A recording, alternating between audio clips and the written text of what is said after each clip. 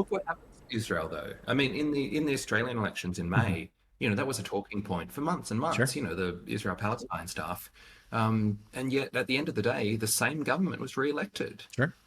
Like, the voters proved that actually they don't care all that much about genocide. They're willing to keep voting for the same people.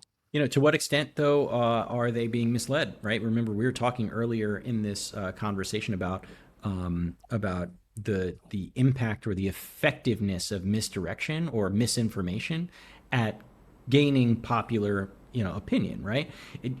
It, it's not like a secret that you know the Israeli government, legally speaking, they're allowed to do this. They're allowed to propagandize Obviously. their population. So the idea that, okay, now their electorate has the people of Israel are all genocidal maniacs because they all decided to vote for Netanyahu again, or whatever the argument that you're trying to make there, could be.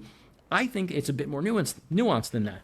I think that the majority of people, normies everywhere, are very, very misinformed. I think they're very heavily propagandized, and I think they're victims in that own respect to their own propaganda. Mm-hmm. I guess, sorry, you're speaking more about like what are the internal, within Right. Israel Mm-hmm. implications for being a morally horrendous government. I'm saying more like internationally. Mm-hmm. So like Australia has taken a very long time to condemn Israel in any sort of way, and yet the Australians still re-elected this Australian government, I despite all see. the I see. Okay. protests